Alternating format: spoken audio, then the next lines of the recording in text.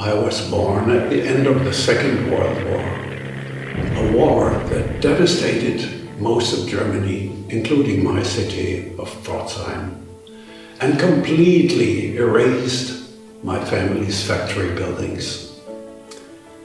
As an infant, my father carried me on his shoulders through the rubble of the building that was once home to our manufacturing business.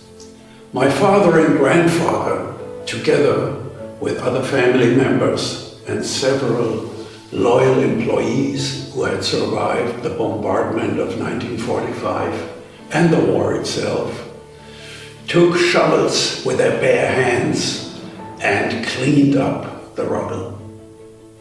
Step by step, floor by floor, they rebuilt the entire facility and wasted no time in restarting production. They picked up where they had left off and began conceptualizing, designing, and manufacturing the finest luxury products, once again showing the world what the name Bernhard H Mayer stands for. My kindergarten was 1 kilometer from the manufacturing facility, so from a very young age, I've always had a lot of exposure to the business. As far as I can remember, I was always surrounded by samples of coins, jewelry, watches, precious metals, and the factory. My father would always pick me up from the school and I'd spend time there while he was working. For me, it was a massive playground. I was mesmerized by everything that went on, the designers, the mold makers, the steel engravers, the goldsmiths, the watch master craftsmen, all the machinery. There are so many different professional skills involved and stages to luxury product manufacturing. And back then, we also assembled other products. I remember I was maybe about 5 years old, seeing a huge shipment of car hood, wheel, and steering wheel ornaments with a horse logo. I asked my father, "Papa, are we producing this?" I remember him smiling, and I couldn't express it at that age, but I felt very proud. One of the best parts of my active business life has been working and traveling with my son, JR. While my father and I mainly focused on the Americas as the dominating export region in the 60s through to the mid-80s, by the late 80s, our top market demand had pivoted over to Asia and the Middle East. In order to ensure continued growth, we knew we had to adjust, adapt, and accommodate the new reality. Conquering new regions seemed like an exciting challenge young JR and I were ready to take on. And so we began to build our business in Asia and the Middle East, all the while learning much about their ways and traditions. I remember once during a visit to clients in Asia, we introduced ourselves as father and son and explained the family business. Our new client at the time remarked, "You are a father and son team. That is what we call a flying tiger." When he noticed our surprised faces, he elaborated, "When a father and son work together as a team, it is as if they were a flying tiger, because they can be in two different places at the same time." My father was always on the phone. And this was in the 70s and 80s. So day and night, you would always find him on the landline with a client or a supplier. When he wasn't on the phone, he was hosting clients from all over the world. Government officials, royal family members, multinational conglomerates. I'd always see him welcoming them and talking business with them. I remember one particular meeting we had with central bankers from Asia.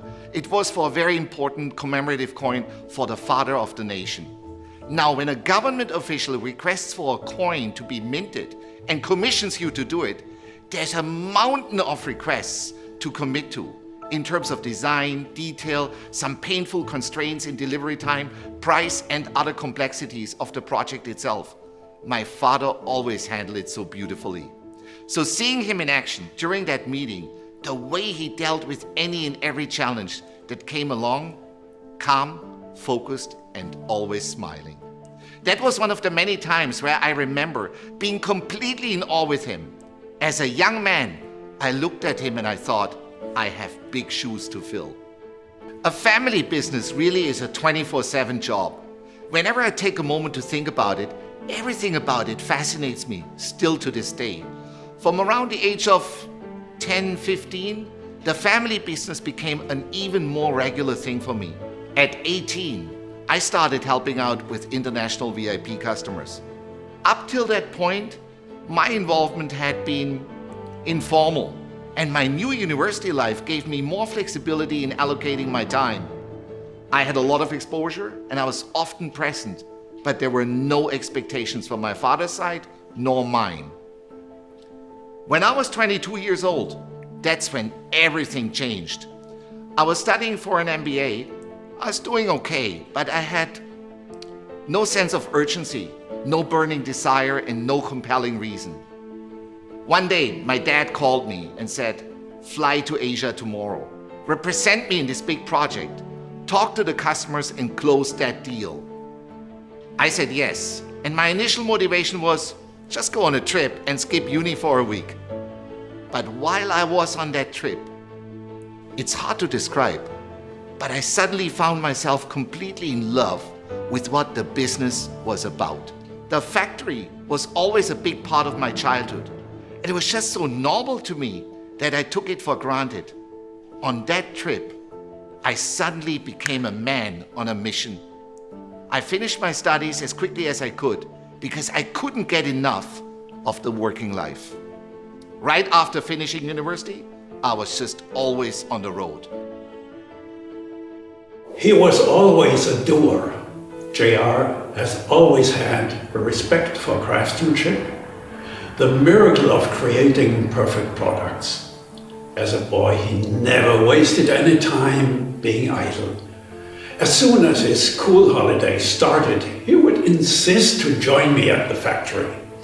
Even though he was so small and could hardly reach anything, it was impossible to take him away from the workshop. He wanted to find out everything about these mysterious machines, the master craftsmen, and the fascinating work they performed. He would spend entire days at the electroplating department. Whenever a copper or brass product was dipped into the electrolytic bath and came out covered with shiny gold or silver, he would watch in awe. I could see it in his eyes. The process absorbed him completely. He's a man of principles, a man who lives by the value of a handshake. Never, ever sacrifices his integrity for the sake of a commercial gain. He would rather lose money on a prestigious project than not deliver what he had committed to, what our brand stood for, a man of his word. He's a true luxury connoisseur with a big heart and a great talent for connecting people. And by that, I mean much more than just talking or welcoming them.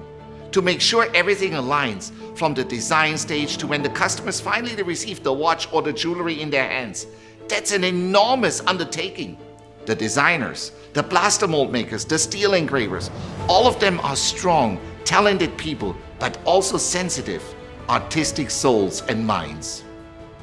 Engaging with multiple departments and component suppliers, there are a lot of egos to deal with, and more often than not, it comes with a high amount of resistance. I feel like I really started to get to know him when I started working with him. To me, growing up, I always see him around and he was always dad. But when I started working with him, when I saw just how great he is at what he does, that's when I got to know him as a man. Connecting all the elements, that's where my father is absolutely brilliant. And as I got to know him more, I got to know myself better. Our evolution as a brand over the past 150 years has been a fascinating journey. From my great-great-grandfather Bernhard Heinrich to now the 6th generation, my son Louis Ishwaran, each generation in the Mayer family is born with so much history. We have renewed the business many times. You can't plan for the unexpected, but the same goes for opportunity. For my great-grandfather and grandfather, that big moment was in 1936 when our family was commissioned to mint the bronze, silver and gold medals for the Berlin Olympic Games. Jesse Owens was one of the proud winners of these amazing medals. He won 4 gold ones that year. And the funny thing is, after the Olympics, he lost one of them and we had to mint a new one for him. We found out a few years later that one of the medals was sold at an auction house. Fast forward a decade, when out of total destruction, my father and grandfather revived the business, literally rebuilt it from the ground up. Our strength as a family business over the last 150 years has been based on integrity, discipline, and quality. These are our 3 core values in dealing with our customers, employees, and all business partners, while striving for perfection in our services and products. For over 100 years, we were a B2B organization. Thanks to our strategic partnership with the QI Group and the vision of Dr. Srividya Ishwaran, we are now B2C with a truly global brand presence and customer base. Where luxury items were before reserved for the elite, now through QNET, we can deliver our finest work to everyone. Going B2C with QNET was a game changer. Many changes have and will continue to take place. The only constant is our tradition of excellence and the timeless family spirit. Because that's what makes these things we create so special, our people. There's no feeling like having millions of people love something you've created, proud to own a Bernhard H Mayer watch or jewelry.